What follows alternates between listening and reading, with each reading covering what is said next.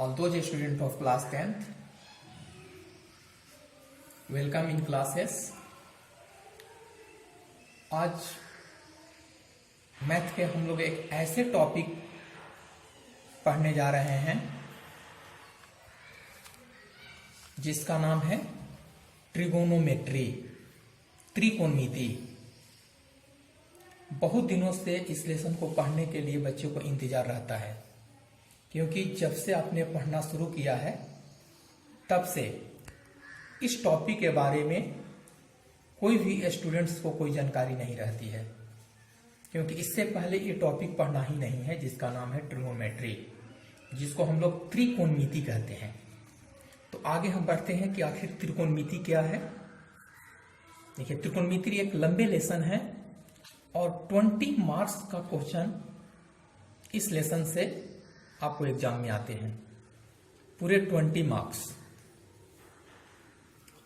तो सबसे पहला चीज है कि आखिर हम लोग ट्रिगोनोमेट्री एक लंबे समय तक पढ़ेंगे, तो सबसे पहले चीज हमें यह सीखना होगा कि आखिर त्रिकोणमिति है क्या।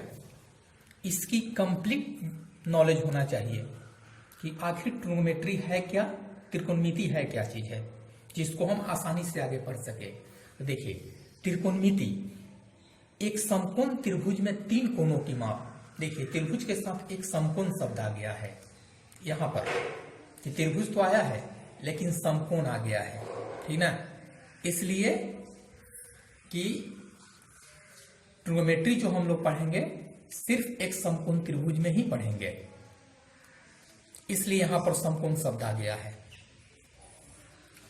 तो एक समकोण त्रिभुज में 3 कोणों की माप, क्योंकि किसी भी त्रिभुज में सबको पता है कि त्रिभुज में कोण जो होते हैं ये 3 होते हैं, ठीक ना। 1, 2 और 3, ये 3 कोण होते हैं। किसी भी तरह से त्रिभुज बनाएंगे तो उसमें 3 कोण होता है। अब नीचे दूसरा पॉइंट है कि त्रिकोणमिति का अध्ययन केवल समकोण त्रिभुज में किया जाता है, जिसकी चर्चा हम ऊपर कर चुके हैं। कि सिर्फ जो होता है इसका अध्ययन जो होता है हम लोग एक समकोण त्रिभुज में करेंगे। तीसरा पॉइंट में बेसिक चीज, एक समकोण त्रिभुज ABC में चलते हैं हम लोग। एक समकोण त्रिभुज ABC लेते हैं। सबको पता है कि समकोण कैसे बनाया जाता है। तो ABC, जिसमें कोण B को हम लोग समकोण लेते हैं। ये देखिए, ये कोण B समकोण है। तो एक समकोण त्रिभुज ABC में कोण B समकोण। तो देखिए, यहां पर B 90 डिग्री है, इसके बाद 2 कोण बनता है। कलम, एक कलम दूसरा लाइए। तो ये हो गया। तो एक समकोण त्रिभुज ABC में कोण B 90 डिग्री। तो यहां पर आएंगे हम, बहुत पहले ये चीज हम पढ़ चुके होंगे। यहां से समकोण त्रिभुज के बारे में सबको पता है कि ये लंब होता है, ये आधार होता है और एक कर्ण होता है, ये सबको पता है। लेकिन यहां थोड़ा सा चेंज होगा आपको, क्योंकि जब हम ट्रिगोनोमेट्री आ जाएंगे और 10th क्लास में जब हम इस बात की चर्चा करेंगे तो थोड़ा समय के लिए ये चेंज होगा। तो क्या चेंज होगा कि देखिए, ये जो 90 डिग्री है ये कभी परिवर्तित नहीं होता है, ये हमेशा 90 होगा। एंगल चेंज होगा, C और A एक दूसरे में आपस में चेंज होगा, ठीक है। तो देखिए, यहां पर कोण C के लिए चलते हैं। तो जब हम कोण C के लिए चलते हैं तो इसके सामने वाला भुजा AB है, AB, जिसको हम लोग लंब कहेंगे, और इसको परपेंडिकुलर कहते हैं, जिसको P से डिनोट करते हैं। और इसे बताने की कोई जरूरत नहीं है, क्योंकि समकोण त्रिभुज बहुत पहले से 6th क्लास से ही पढ़ते आ रहे हैं आप लोग, कर्ण, लंब और आधार। लेकिन यहाँ पर जो पढ़ना है वह परिवर्तित चीज को पढ़ना है कि लंब और आधार कैसे चेंज होता है। 90 डिग्री के सामने कर्ण रहेगा, ये सभी को पता है। तो AB बराबर लंब परपेंडिकुलर P कहते हैं, BC को आधार बेस कहते हैं, जिसको B से डिनोट करते हैं, और AC जो होता है वह कर्ण हाइपोटेनस एज कहते हैं।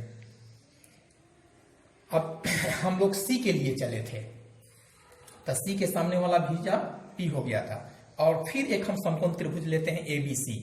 तो किसके लिए लेते हैं? A के लिए लेते हैं। तो A के सामने वाली भुजा BC हो जाएगा, तो इसको हम लोग P कहेंगे। A जो लंब है वह आधार हो जाएगा और कर्ण कभी चेंज नहीं होता है। तो BC बराबर हो जाएगा आपको P, AB बराबर है B, यहाँ बेस हो जाएगा AB और AC बराबर H हो जाएगा। देखिए नोट में एक पॉइंट लिखे हैं हम कि समकोण 90 डिग्री के सामने वाली भुजा हमेशा कर्ण होती है।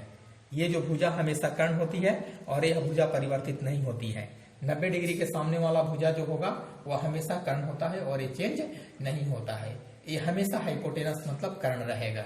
चेंज होता है लंब और आधार। तो बस लंब और आधार। तो अगला पॉइंट है आधार और लंब एक दूसरे में परिवर्तित होता है, अर्थात आधार लंब बनता है और लंब आधार बनता है। लेकिन कैसे, कभी भी इसको नहीं मान लेते हैं। हम पहले 2 केस में बता चुके, एक बार C के लिए भी बता दिए और एक बार A के लिए भी हम बता दिए इस बात को। इसलिए कंफ्यूजन नहीं होना चाहिए कि लंब और आधार कैसे चेंज होता है।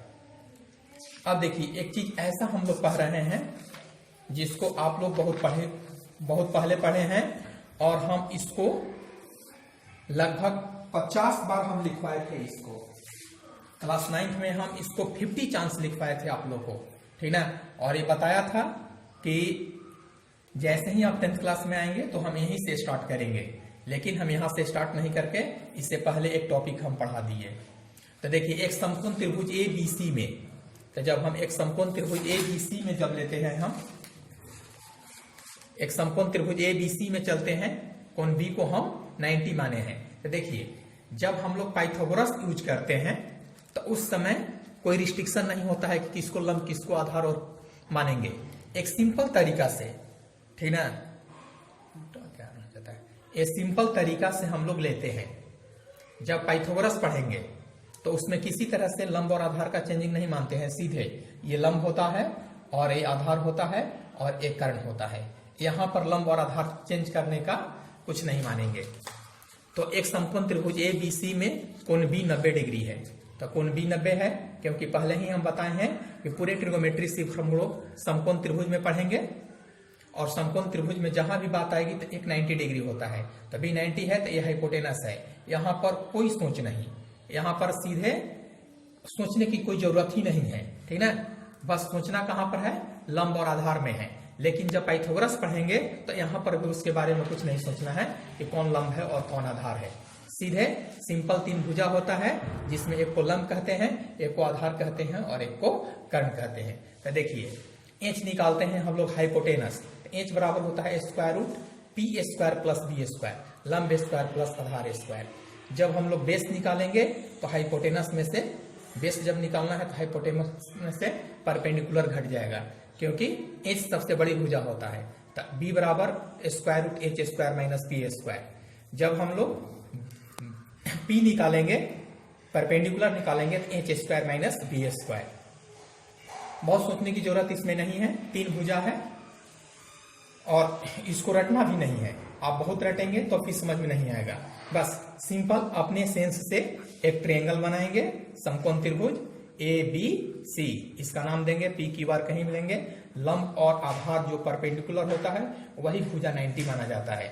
आप ट्रायंगल को किसी भी तरह से बनाइए, जो भुजा लंब और आधार होता है वही जो होता है परपेंडिकुलर माना जाता है इसको।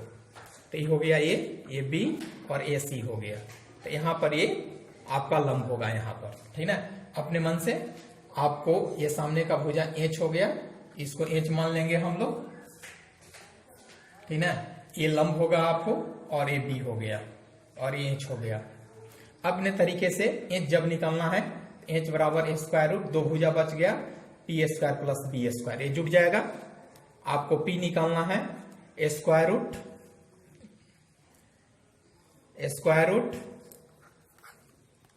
P निकालना है, H में से H² minus B², H² minus B²। और जब B निकालना हो तो H² माइनस P², ठीक ना। ये आपका है। तो ये सबसे इंपॉर्टेंट है, ये चीज जो है सबसे इंपॉर्टेंट है इस ट्रिगोमेट्री के लिए और ये सभी बच्चे को आना चाहिए। हम क्लास को आगे नहीं बढ़ाएंगे क्योंकि ट्रिगोमेट्री हमको बहुत लंबा पढ़ना है, लेकिन सबसे इंपॉर्टेंट है ट्रिगोमेट्री को समझना, क्या कि ट्रिगोमेट्री है क्या चीज। इसलिए सभी बच्चे ट्रिगोमेट्री को समझेंगे, इससे आगे बहुत सारे क्वेश्चन हम सेंड कर देंगे, जिसको लोग बना लेंगे। हम क्वेश्चन नंबर एक्सरसाइज 8.1 हम सेंड कर देंगे। सभी स्टूडेंट इसको कॉपी पर देख करके बिना सोचे समझे बनाएंगे, और जब हम लाइव बताएंगे तो फिर कॉपी से समझेंगे। ये नहीं समझ में आए या नहीं आए, एक्सरसाइज 8 पॉइंट पूरा हम सेंड करेंगे और सभी स्टूडेंट बनाएंगे, और हम कल लाइव पूरे क्वेश्चन को हम बता देंगे। इससे हम आगे नहीं बढ़ाएंगे, क्योंकि आपको सबसे इंपॉर्टेंट समझना है ट्रिग्नोमेट्री। इसलिए इसके माध्यम से, इस वीडियो के माध्यम से सभी स्टूडेंट ट्रिग्नोमेट्री को समझ लेंगे और 8.1 बना लेंगे, और कल हम इसको सारे क्वेश्चन को समझा देंगे। Thank you all the students.